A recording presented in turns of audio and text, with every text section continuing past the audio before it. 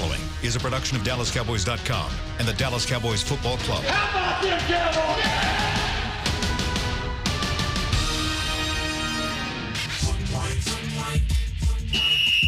Let's go, baby. Are you ready for a break? Yes. Are you ready for a break? Absolutely. Ready for a break? Yeah, and so much for that. It's time for The Break on DallasCowboys.com. We were on the break. With Nick Eatman, David Hellman, Ambar Garcia, and Derek Eagleton. It is Tuesday, October 1st, 2019, Season 15, Episode number 55. Welcome to another edition of The Break. Got my crew here. We're talking Cowboys football here for the next 45 minutes. It is the quarter point of the season, so we're going to do a little quarter point review. We'll talk about, I have a lot of questions for these guys about what's happened over the first 4 games of the season, and hopefully it'll give you a good big picture perspective of what's happening around this team. Let's start first, though, with catching up on a couple of injuries. Let's start. I'm going to give you a name, and then you guys tell me what you know about them and kind of where they are in their, as far as their injuries are concerned and when they'll be playing next. Let's start first with Tyrant Smith. Probably not going to play this week. No, but it sounds like maybe just missing one game is all that the Cowboys are ready to say right now. And they're not really saying much. Jerry Jones said this morning that he's unlikely to play, but they did receive the best news possible that they could get. So I think that there's a chance he could maybe play against the Jets.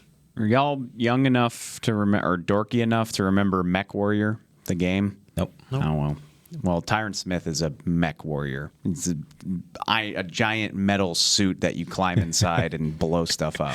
That's what sounds about right. That's what Tyrant Smith is. Yeah. Yeah. Sorry. No. Somebody at home who played video games. I'm sure that's is a great to this. analogy. I'm sure it's true. I can't believe that. I thought he was done for the year when he went down in New Orleans, honestly. Just the way he kind of buckled and tried to walk and fell to his knees. Didn't look good. Left in a boot. Yeah. After the game, got better, felt better about it, knowing that he walked, in that boot, 150 yards from one end. I thought you were going to say he was dancing. No, from one end zone to the other. And it's like, even though in a boot, I just thought, well, wouldn't they get the cart for somebody if they? They probably did. That's really bothering you, isn't it? You brought it up yesterday too, that they didn't get a cart for him. Well, yeah, got carted off the field. I guarantee if one of the Saints players had to walk that far, you would think you would do that. Anyways, that's just the way that the Superdome is set up. But it doesn't really surprise me that he's coming because he's Tyrant Smith, because he's the Mecha Warrior. Is it Mecha or Mega? Mech, M-E-C-H. Yeah. It's a really fun game. All right, but I'm going to look it up. He's unbelievable. He's Iron Man doesn't do it justice. All right, Kayvon Frazier. What's going on with Kayvon? His season's over, unfortunately. He's having surgery. I think he probably. It's noon, so he probably had it this morning. Pec, I guess he tore it, but he had surgery. Jason Garrett said he's done for the year. If Jason Garrett puts a timetable on it, then it's probably that's pretty definite. Talking about something that bothers day to day. It doesn't bother me because I get why he does it. Yeah. He does it out of an abundance of caution. Right. He doesn't want to say something and have it come back on him, and then I'm asking him well, you said 6 weeks and it's been 8 weeks. What the hell? You would. Sure. So I get why he does it, but if Jason Garrett is willing to say he's done for the year, then he's probably done for the year. Yeah. Glass half full. Maybe this was good for him. Oh, for him.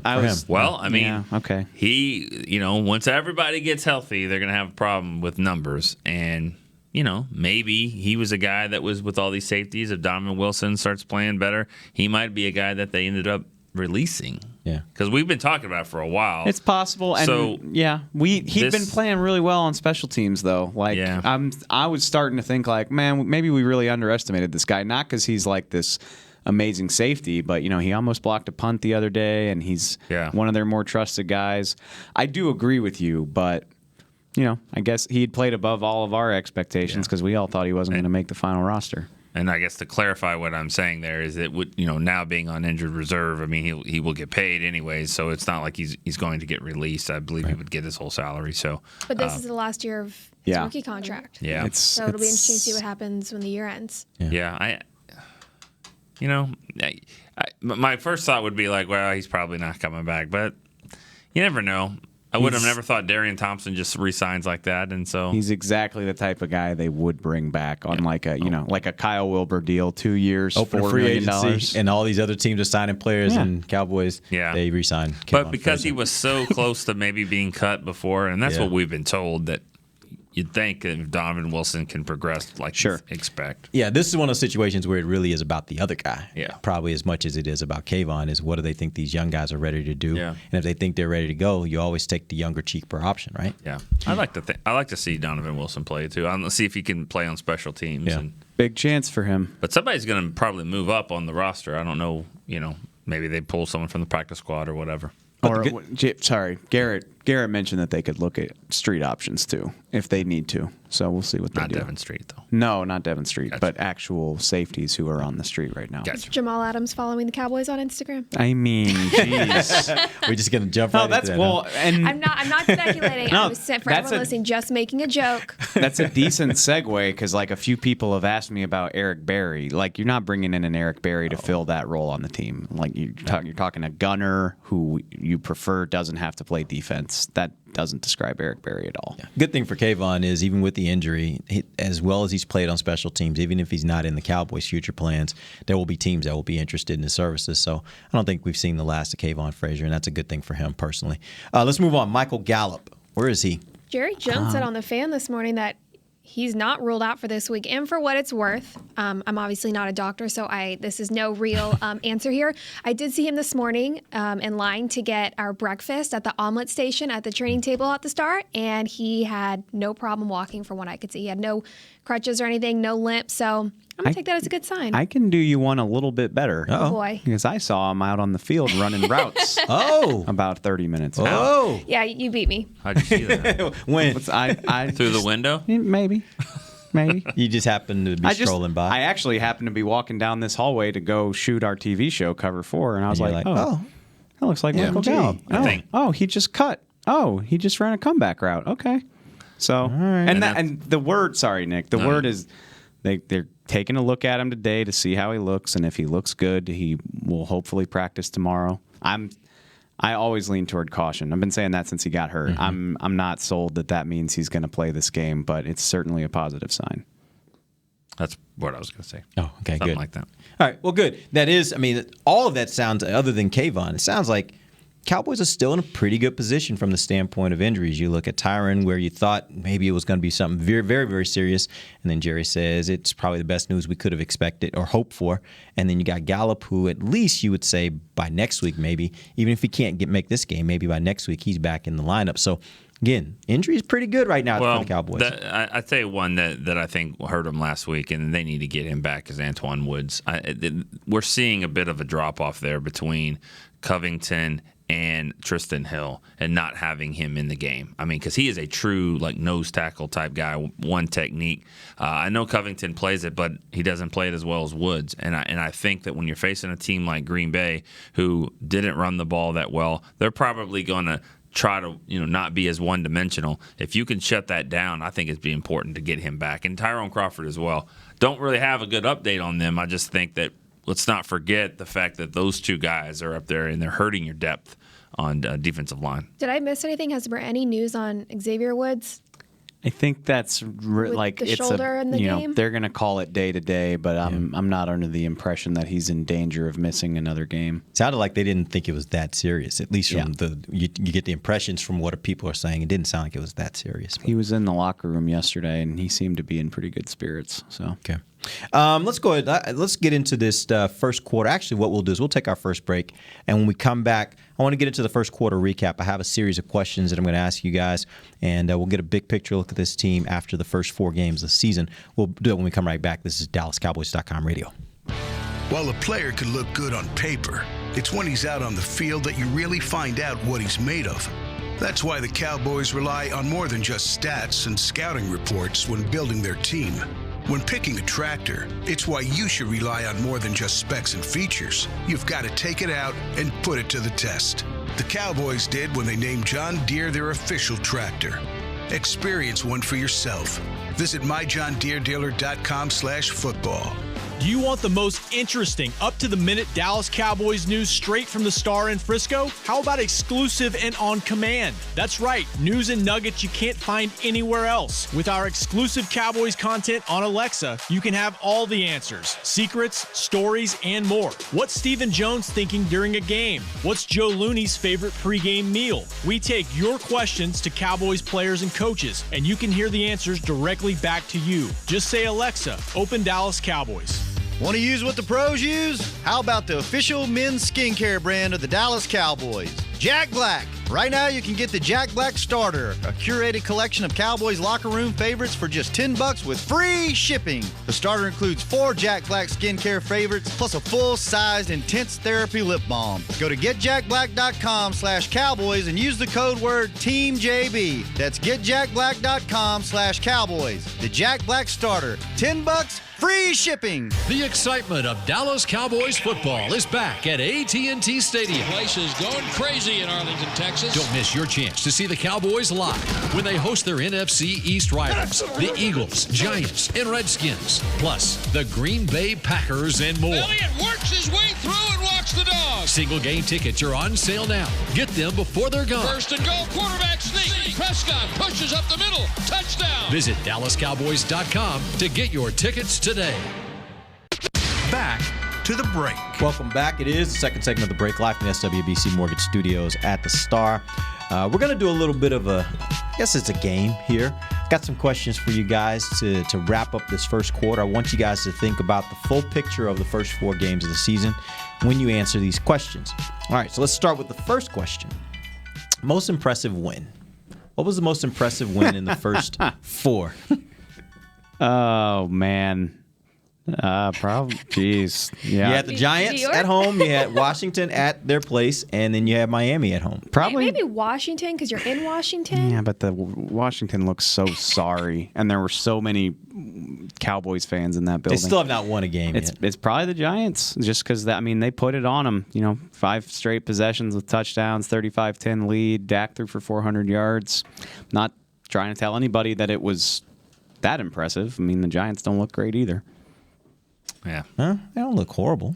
They don't look like like the Redskins. They don't. Well, it's the Dolphins, Washington, and Cincinnati are 3-way. Put Arizona with them. They're in a no, because Arizona's shown. They got a tie, but Arizona's shown some fight. They look bad. They played Baltimore within 6 points. They tied the Lions.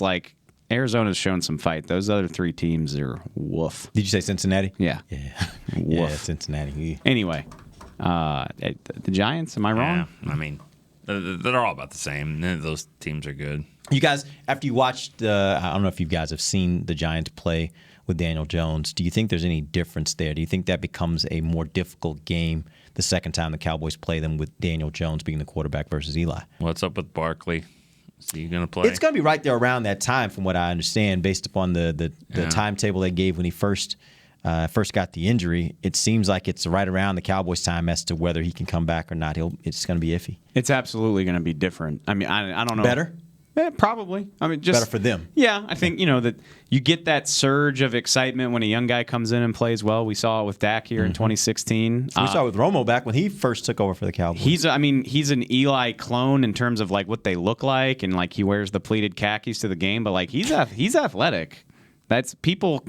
He's not Michael Vick, but he's more athletic than Eli Manning, at least at this point in his career. So yeah, it'll be different. All right, second question: who's been the best position group so far? God, these are hard. Let me throw out a couple of options. Yeah, can you help me? Linebackers, defensive linemen, secondary, wide receivers. No. Okay, I'm just throwing out options, Nick. I'm sorry. Maybe linebackers. I'm gonna say linebackers. I'm gonna say the defensive line. Robert Quinn speaks for himself. I'm gonna drive this train that DeMarcus Lawrence is better than what the stats are gonna tell you he is. The attention that that opposing offenses are paying to him is paying dividends. Malik Collins is benefiting from it. Yeah, probably. Defensive line. Every position group's probably got that one game where they're not. Because if you asked this before, it would be the offensive line. then the offensive line didn't play as well. The quarterback position's been playing pretty well too. I mean, that whole position. Yeah, even in light of a stinker on Sunday night, I mean, Dak is. I mean, if we're a quarter of the way through the season, Dak has been very good. I think the secondary's been pretty good though. They don't really give up a lot of big plays. They give up some, but I mean, I thought they played well the other night. I mean, Cheeto. I mean, he's going up against Michael Thomas. That guy's really good, but I mean, he didn't kill him. I don't know. Secondary would be up there for me. Not enough picks, but yeah, not enough picks. But I mean, if it's really the whole 4 games, I mean, I'd say the offensive line. Okay. The next question, we got to put this in context because obviously Cowboys had 3 very dominant games. But there was one game that wasn't so dominant, at least on the offensive side of the ball. But thinking about the overall and little things, it could be even just something you saw in one of the games. What would be the position that is most concerning to you going forward based upon what you've seen? Offense? Offense or defense? Any position group. Any position most group. Concerning? I'm not wowed by what these receivers have looked like without Michael Gallup. Mm-hmm.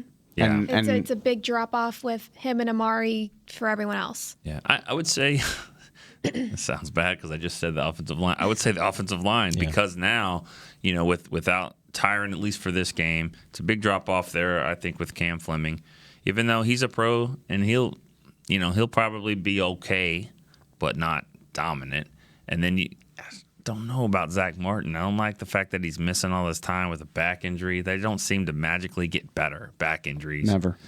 And Travis Frederick didn't have his best game. He kind of got dominated up front at times. Kind of. He struggled. Okay. Yeah, there were more than, and I saw there was Connor one play Williams that was. too? Yeah, I saw there was one play on social media floating around about Travis where he kind of got blown up a little bit. And then when I went back and watched the game, there were a couple other situations too where. And it was uncharacteristic because it wasn't situations where guys were beating him with finesse. I mean, these were situations where guys were just blowing him backwards, and he just had a hard time not getting blown over. I'm surprised that hasn't happened more because the one thing that goes first for the lineman, when having the syndrome like he did, it was strength. He wasn't being able to work out for a whole year, and so I was kind of surprised we didn't see that a little bit more in training camp. So everyone has thought, well, he's kind of seems to be all the way back, but it's obviously we're going to finish your game. I'm enjoying it, but it really is interesting because it's just a classic case of how do you weigh 3 good games against 3 bad teams versus one really bad game against the only good team that you've played. I mean, right. I've been talking to people back in New Orleans about the Saints. I'm like, look, they've already kind of done their job without Breeze. They've won 2 games. He'll probably be gone for maybe 6 of them.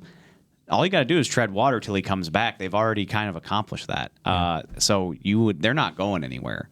And so you're going to have to face him again, and you might have to go up there to play him if you get to the playoffs. That's looking way far ahead. Who knows? But the Saints are the only one of the 4 opponents so far that's still going to be relevant in December. I'm confident of that. Yep. And so it's hard to try to figure out how you feel about this team when they struggled so much against that one good opponent. And the Giants are 1 game back from you in the NFC East.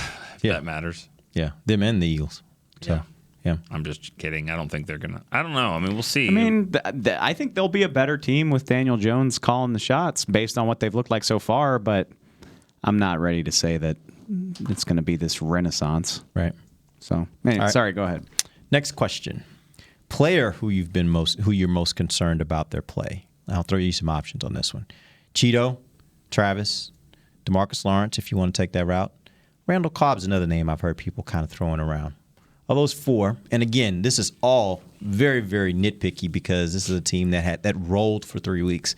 But which of those guys would you say you were more concerned about them based upon what you've seen through these games? I take Cobb out of that because I think with Gallup coming back, I think that role is going to be a little different and not put as much pressure on him to do some things he's not as good at. So I wouldn't say him. I don't know if y'all have Cobb in that mix, but I think we're asking him to do something different when Gallup's in there, or at least put more pressure on him to make more plays. I agree. I'm thinking the issue might be more chemistry, what we saw with Gallup last year with Dak, just taking time to find consistent connection. I don't think I would say concerned. I guess of those, maybe Cheeto. And I'm not saying because he's been playing poorly. I mean, people in the media, people here just pointing out that he just kind of has bad luck. And I I don't think he necessarily is a poor player, or I'm concerned about what he's capable of. I just don't think he is. Yeah. Well, the problem, I mean, there's two. I think Cheeto's been fine. His ball awareness is not great. Like it always seems like when those plays happen, he's never trying to play the ball. But I think his coverage is good. The problem is just defenses are probably going to keep picking on him because Byron Jones is. I mean, and from everything I can tell, like it doesn't look like Byron's missed a step. Like he played Thomas well in the snaps he was on him. He played well. He's played well in all the opportunities he's gotten. That probably means defenses are going to keep targeting Cheeto because even if he's played well, teams are having success against him. So, yeah, it's something to watch. I don't like the argument people have been saying about Tank DeMarcus Lawrence. I think it's stupid. He paid him all this money, and he's not performing as well. He's still performing well. And we were seeing before the Saints game, he was being double-teamed a lot. Like, I don't like that argument of, we paid him, now he has to be even more spectacular than he was, making him deserving of that contract. But it happens every time a guy gets paid. Of course it does. Absolutely happens. And it's hard to track production in any way other than sacks, which we've always, like, if you get one every game out of 65 snaps, then you're like the best in the league. But I mean, talk to like any defensive coach on the Cowboys about like what he does for them, how he affects what opposing offenses do. The fact that even without getting a quarterback on the ground, he's been in on like 4 of their sacks this season, and he's got 1.5 of his own. I think that's really stupid and short-sighted. I think he's playing just fine. And I also think this is probably playing, if you would have talked to the Cowboys brass about what they expected early in the season, this is probably playing exactly how they wanted it to, which is he may not be getting the sacks, but Robert Quinn is. And what that will do as the season wears on is will force defenses to say, okay, maybe we can't pay as much special attention to just Lawrence. We got to account for both these guys, and that's going to create more opportunities where one of them is going to have to be by himself and get a man-to-man type situation. Say, keep doing that to Tank and keep letting Quinn have 2 sack games, and Robert Quinn will have 14 sacks and Tank will only have 8. Right. Oh my gosh. I mean, he's on pace for 10. Right. And so the point is there is no worry here because they're still getting sacks, and it's just whether they come from him or Robert Quinn, who cares? At the end of the day, you're going to get them, and if they're going to pay all the attention to Tank, that's fine. It seems like Quinn's going to be able to make them pay. Mm-hmm. Yeah, I'm not worried about him. Get to see more fun celebrations from Quinn. I hope. See what else he has up his sleeve. Yeah. Yeah. You said you think Cheeto's okay, though. You think he's playing well, or where do you think he is as far as how he's played this year? Cheeto's like Felix Hernandez with the Seattle Mariners, who throws 7 innings of 1-hit ball and loses 1-0. Like that, he's a tough luck loser, honestly. Like his coverage is good. It just always, it always seems like you're like, oh, bad luck. Like that guy just made a great play. Like the one criticism I can come up with is it never seems like he's playing the ball. Like he's always playing the receiver. It doesn't seem like he's aware that it's coming, even if his coverage is good. And he's playing across from an All-Pro, which means defenses will try him more often. And the Dolphins and Saints have both had success doing it, so it'll probably keep happening. But I still don't think he's playing poorly. Is there anybody on that list that you think maybe will lose his starting spot? I will say this, and I don't know. I don't think this will happen, but I think it warrants keeping an eye on. If you start to see as the season goes on that Travis is still in situations where power is an issue for him, and it starts to affect their ability to run the ball. Now, this last game, to be honest with you, everybody along the offensive line had moments. Like it was a bad performance as far as the running game. The pass game was fine.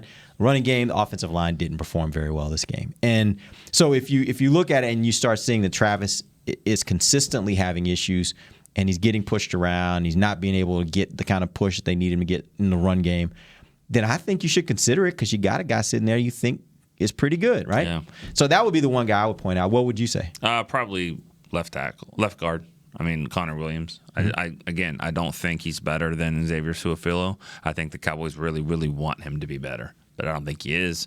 And I think that, that's becoming a problem. And his security blanket of being wedged in between Tyrant Smith and Travis Frederick may not be as good anymore, especially with Tyrant going to be banged up. And Travis, he's got his own issues there as well. So, we saw it last year. I thought they were wasn't just because of him. It's probably because of Amari Cooper more. But I do think when Su'a-Filo got in the game, they were better. I don't think it was just, It wasn't just that, right? The Cowboys were undefeated in every game Su'a-Filo started and finished last year. And because he didn't finish the Colts game. He didn't play in the Rams game. Yeah. But, I do think he provides some strength and a push up front that he's not as athletic as Connor, but I don't know if the athleticism is necessarily helping you a ton right now. Yeah, we're not seeing any screens and these guys rolling out there, so I think they just want him to be better. I don't have a strong opinion about that. I think Connor's been more good than bad, and he was bad in New Orleans, but he blended in with the rest. Lyle played pretty well. Lyle did play pretty well, but I will say it was. I want to say it was the first run in the game. Lyle couldn't. It was a situation where he couldn't keep his block. There was another play where he was trying to. I think it's called a scoop block, where he's trying to get over. He couldn't quite get over to the guy. He ends up making the tackle. There were some situations. Again, nobody was perfect in that game. I don't think anybody along the offensive line came out of that game saying, "Well, I did my job." I think they all had, and that's one of the problems when you have a game like that. When everybody has 2 or 3 mistakes, then the offense can never get going because somebody's making a mistake most of the time. And I think that was part of the problem on the offense, that just offensive line-wise, they had a really rough game. Yeah, they didn't play well. Really rough game. All right, tell you what, let's take our second break. We'll come back. We have a couple more questions we're going to hit, and then we'll get some questions from you guys. You can hit us up on Twitter. @Derek Eagleton is my Twitter account. I'll get your questions that way, or you can call us 888-855-2297. We'll be right back. This is The Break. Your new apartment's big. Such a great deal. It's okay. Just okay? What's not to... Right above the subway! Well, I bet you don't even notice it after the... That's my neighbor, Angus. A deal that's just okay is not okay. Get a great deal with America's Best Network. Come into an AT&T store and learn how to buy one smartphone and get a second one on us. Based on GWS 1 score, September 2018. It's time for Tailgate with the OtterBox boys. OtterBox? The makers of those crazy protective phone cases? The one and only. They're also wild about protecting parking lot parties from sad drinks. It's why they made Elevation tumblers. Rumor around the crockpot is they're made from stainless steel with a copper lining to keep temps hot or cold. True. They even come in 7 different sizes, up to 64 ounce, the growler. I like how OtterBox drinks. Thanks. And that's been Tailgating with the OtterBox boys. Check out all the colors and sizes of their Elevation tumblers at otterbox.com. A man's Stetson doesn't just protect him from life's elements. It projects an unstoppable and legendary spirit, just like the men wearing silver and navy on the field every Sunday. Since 1865, Stetson hats are American-made with pride right here in Texas. They are still the official crown of all self-respecting Cowboys. And Stetson is proud to be on the field with America's team. Find Stetson hats in the Pro Shop or at Stetson.com today. Star Sports Tours is the only official fan travel partner of the Dallas Cowboys, offering exclusive game weekend travel packages with sideline access and photo ops with current players, alumni, and cheerleaders. That's not all, though. You'll get to talk X's and O's with Senior Director of Player Personnel Will McClay, and of course with yours truly, me, Brian Broaddus. You can trust the official fan travel partner of the Dallas Cowboys, and with us, you'll travel like a pro. Visit cowboystravel.com to book your travel package today. Back to The Break. You need to check out Free to Play if you haven't done it already. It is a predictive game in the Cowboys app. You can win prizes up to $10,000. They also have weekly prizes as well. Fans must be 21 or older and logged in to play. You have to download the app for access on game days. It's DallasCowboys.com/app. Free to play. Check it out. All right, we're back. Live from SWBC Mortgage Studios at the Star. We're doing a first quarter update, first quarter review, and we have a couple more questions. Here's the next question. Who has been the best player through 4 games? Best player through 4 games. Again, I would say Dak or Amari. And yeah, that's. They didn't. Neither one of them played very well on Sunday, but nobody on the offensive side did. But quarterback's the most important position. Dak's made a lot of really impressive, accurate throws. The one to Gallup was at New York on the sideline. Do you remember that one? Yeah. Devin Smith. I just think he's looked poised. He's looked confident. We talked about it yesterday, but the throw he made to Cobb that set up the Hail Mary I saw it again from the coach's angle, and it's impressive. It was. And very same impressive. with the Jarwin throw, too, right down the seam. Maybe they should have done that more often. You know, I mean, who on the team has played, like 100% great games? I mean, the only one is Quinn, right? 2 for 2. Yeah, but he's only played a couple games. Define him great. I'll throw, again, Lyle Collins. He is off to a phenomenal start. For all the whining about DeMarcus Lawrence's and Jalen Smith's contracts, Lyle got paid and is playing like it. Yeah. Good for him. That's a good question. I mean, you could throw Zeke in there. I think Zeke's had a pretty good start to the season, relatively speaking, to him coming in. Yeah, I know, but that's my point. Everybody's had something. Everybody's had something. That's my point. Saying. Everybody's had something, and so if you're trying to kind of figure out whose something wasn't as big, well, I guess maybe his was pretty big, but I just still think overall, I think he's given him a little bit more than maybe I expected to get from him at the beginning of the season, knowing he missed all the training camp. Off the top of my head, like guys who I can't remember really slipping up, or guys that I would say have played really well across the board. Quinn, Gallup, that's only 2 games. Malik Collins, Lyle Collins. Byron Jones. Byron Jones played pretty well. Yeah. So what do you think of the safeties? They've been fine. They've had, Jeff Heath, the interception in Washington comes to mind, the would-be interception. The missed interception, the angle on Barkley. Although, Heath set up the pick in New Orleans, though. Woods has been good. I don't have any complaints, but I don't know if they've been the best players on the team. All right. Final question. Who's been the bigger surprise? And I actually put in 2 names I think we should talk about, Robert Quinn or Michael Gallup. Both of them only played 2 games. Who's been a bigger surprise to you from what they've done so far? It's surprising to me that Quinn didn't have much of a camp, broke his hand, suspended, missed 2 games, and just gangbusters from the start. We saw signs of Gallup's breakout all through camp, so I can't say I'm surprised. Mm-hmm. Quinn, yeah, and then on top of that, I'm going to remember this forever. The day of the kickoff luncheon, I did a radio hit with a station in Washington, and I was like, they added Quinn to help DeMarcus Lawrence, and I was just trying to say, it's another pass rush. And this guy was like, well, Quinn's done, so don't even, that's stupid. Don't even say. I was like, well, I didn't say he was going to get. You should have said you're dumb. I was like, I didn't say he was. No, I was like, I didn't say he was going to get 19 sacks, but he's going to be better than what they've had. All right. And he was like, disagree, but okay, moving on. And I was like, all right, dude. Well. Bye. Joke's on you, bro. He's on pace for 21 right Joke's now. on you, bro, because he looks awesome. He looks pretty awesome. I thought he would be good, but I'm surprised at how good, for sure. Yeah, me too, Quinn. Really? You guys are surprised? That's surprised? Actually, we talked about it on Sunday. You and I got into it in the offseason, and you were like, oh, Quinn's just as good as Lawrence or whatever. I still don't know if that's true, because I think... No, maybe not, but... I think Quinn's success has a lot to do with how much attention people are paying to Lawrence. But I guess the point I was making is I think they're on par with each other, and so if like you say, if what we're seeing is attention is going to be paid to Tank, I think he certainly can take advantage of being in situations where he's only got one guy to beat. Because guess what? In Miami, he certainly wasn't seeing that. He was probably the guy they were double teaming. Mm-hmm. In St. Louis, he was. Well, I guess they were in St. Louis at that time. Yeah. He probably was the guy that he was seeing the double team. So he's looking. Did you guys see the film? The video we put up last night from the sounds from the sideline? Not yet, no. There was one of the defensive linemen, I want to say it was Malik, said, "Man, you're a beast." He was talking to Quinn, and Quinn's like, "Nah, man, I'm just a guy. I'm just one of the guys." And I think he actually it spoke to me more because I'm like, he probably really just wants to be one of the guys and not be the focal point of the opposing offense. Let me just be one of the guys, and I can go kill it.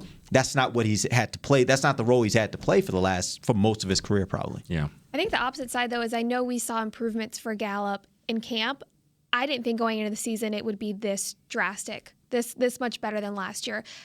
I still think Amari Cooper, we've been saying 1A, 1B. I didn't realize how close he would be to Cooper. Cooper is still one of the best route runners, but Gallup has really improved, I think, in all areas of his game. And I now feel just as confident having him out there if for whatever, Amari's not out there. I trust Gallup. And I didn't think I would have that much trust in him coming into the season after camp. I don't remember when exactly it was, but it was 5 or 6 days into camp, and he had just done nothing but make plays. And I was like, I'm going to hop on this rocket ship and just see where it goes. So, I'm going to drive that train until the wheels fall off. And I hope he can play against the Packers, assuming he's ready. You mentioned Amari. Do you guys think at all that the injury that he suffered last week affected his play this week? Because it didn't seem he didn't win as much as I would have expected him to win, even against a really good cornerback in Marshawn Lattimore. I expected him to win a little bit more. Yeah. Do you guys think the injury was a factor? It might have. He said it wasn't. Just to be clear, in the locker room after the game, he said it wasn't. Good for him. Football players lie. Right. Yeah, because nobody wants to hear if he did. Like if he said it, that would be a story right there. That, exactly. You know, he's blaming an injury and all that. So he's going to say that, and I like that about him. But you know, if you go to get an MRI on Wednesday and miss practice, and you know something happened, you know, for you to do that, and so it probably affected him some. I agree with you. I thought he'd play a little bit better, and the 2 pass interference penalties were huge. I mean, they were both of those penalties were very influential in the game, in my opinion. I think, and maybe, but like at some point, you know, you got to give the other team credit too. Like Marshawn Lattimore was the 11th overall pick, I think. Like if he didn't win Defensive Rookie of the Year, he came close. Like he's a really good player. I know that, you know, as a whole, the Saints' pass defense is not great or hasn't been, but like he's a good player. He has proven he's capable of putting in those types of performances before. So I think I'm way more willing to give credit to a good player for doing his job well. And that's where they miss Gallup the most, you know. And that's the thing. Because Devin Smith did not really get open, do anything, and Cobb didn't either. Did y'all notice, did they move Amari around very much, or was he just basically over there where... No, he was doing his Amari thing. Right, so that's my point. Like, so he wasn't facing Lattimore all day. Lattimore wasn't traveling with him, I don't think. Lattimore did go with him. I mean, a lot? I haven't, honestly, which I'm annoyed. Like, was the coach's film on Game Pass for you? Yeah, I was watching it this morning, yeah. No, I looked at an hour ago and it wasn't up. It's not I saw it this morning. I watched it this morning. Dang it. I still haven't had a chance to watch it. Okay. I love Game Pass. I'll pimp it all day, but like, can we get the coach's film? Can we get it up Sunday? Can we get it a little bit faster, please? Yeah. Anyway, go ahead. But no, Lattimore was on him for a good chunk of the night. Like you can tell that just by his highlights. So I mean, he's a really good player. He is. No doubt about it. All right, let's get a question from Rob out in Las Vegas. Rob, what up? Hey, guys, long time. Hey, what's up, man? How you doing? Talk about the best player. It has to be Dak. I mean, first of all, quarterback's the hardest position in sports, and not only has he taken a big step for this team, just in the league, he's now one of the top quarterbacks. But talking about the offense, ever since he's been the starting quarterback, the one thing I've noticed is when he runs the ball, this offense is unstoppable. You look at all the games going back last year when they destroyed Jacksonville, the beginning of these games. When he is running that run option, it's almost unstoppable. And I was so disappointed that they didn't run that one time against the Saints. And they were in such perfect spots, 3rd and 2, a couple of times. It is made for him to do that. And to me, I don't know if that's his call, which I'm sure it is when the ball's in his hand. But I think that's something they really have to emphasize because the defense, you go man-to-man or whatever, there's nobody really watching the quarterback. And I think now that he's improved so much on throwing down the field, he can't forget to use his legs. And you guys were talking about DeMarcus Lawrence, and I'm sorry, he's been a disappointment. And money does factor in. We always talked about when Brandon Carr was getting paid, we always said, we talk about Brandon Carr because of how much money he makes. Not that he was bad, but you factored in his salary. In today's salary cap, when one player is eating up that much money, he needs to perform better than the other guys. And right now he's not. And maybe it was his shoulder coming off of surgery, but he needs to pick it up. And he has no excuse now because he's got a beast on the other end who teams, I hope they leave him one-on-one because that guy is a monster right now. All right. No, money matters. Thanks for the call, Rob. Don't you think that those things tie into each other? Like, that's kind of what we were just talking about. And Brandon Carr, I hear what you're saying, and I mean, he got unnecessarily killed by people, in my opinion. But again, like, even then, it's a much more black and white issue. Like, is the quarterback throwing at you? Are you letting it be completed? Are you getting interceptions? Like, there's so many variables that go into line play. Like, are you double teamed? Are you triple teamed? Are you getting chipped by running backs and tight ends? Are you collapsing the pocket? Are you drawing attention away from the other side of the line and creating favorable matchups? Like, all of that stuff ties in together. There's more to look at than the sack number. Yeah. And that's the thing is there's no way to judge a defensive lineman unless you're going back and watching it. And like, I'm not trying to be smarmy. Like I don't care if you watch the tape or not, but like unless you're doing that, the only metric you have to go by is sacks, and that just doesn't tell the whole story. I'm sorry. And if you watch him, and really, I think this last game, I don't think he was as disruptive as he was the first 3 games. But if you watch him in the first 3 games, DeMarcus, although he didn't have the sacks, a lot of sacks, he was still a disruptive player, and he was still creating opportunities for the offense to have to worry about him, which creates opportunities for his other defensive line mates.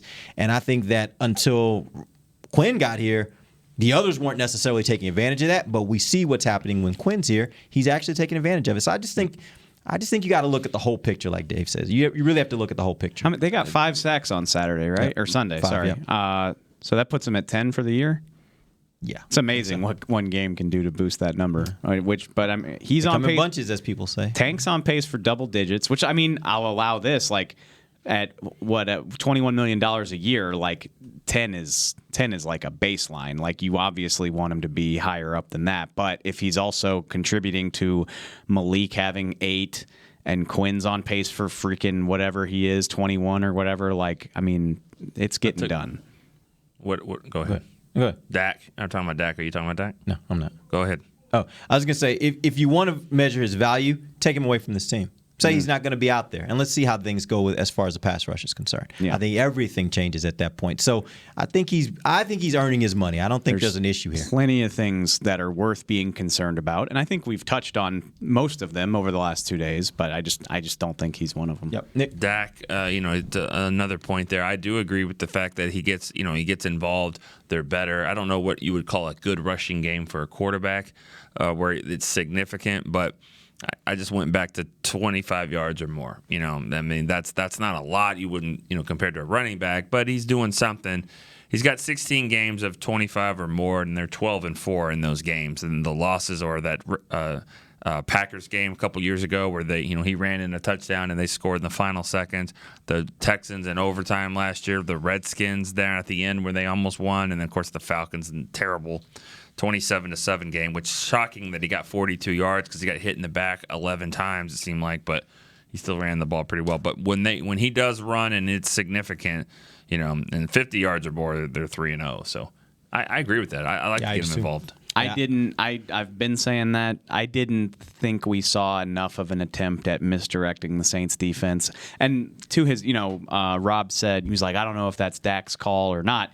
It has to be. Like, that's what makes the play effective is you read the defense, see what they're keying on, and decide to give or pull, which I'm sure Dak would say the reason I kept giving it to Zeke is because that's the look. Like, I didn't have the look to keep the ball, and maybe that's true, but there just had to have been a better way to try to manufacture rushing yardage than just going in between the guards, because it seemed like damn near every run they tried was through those gaps, and it just wasn't working. And you have more running options. That's the whole point. Whether it's Dak, whether it's Pollard, whether it's using some of the receivers on jet sweeps, you have other options in order to use the running game, but give it some variety. And I think that's where I was a little bit confused. Tavon's run we talked about that got 3 was like a reverse, right? Like, yeah. Like, I think it wasn't like a pitch. Like he came around the opposite side and they kind of pitched it back to him. Have they tried? How many times this season have they tried just the good old-fashioned fly sweep where Tavon, Pollard, whoever comes across the formation and just gets the handoff? Yeah, I don't know. I'm not saying it would Not work. much. Yeah,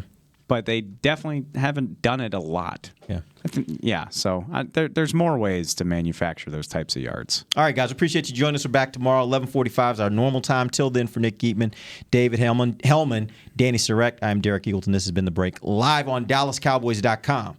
Radio. This has been a production of DallasCowboys.com and the Dallas Cowboys Football Club. How about this, Cowboys?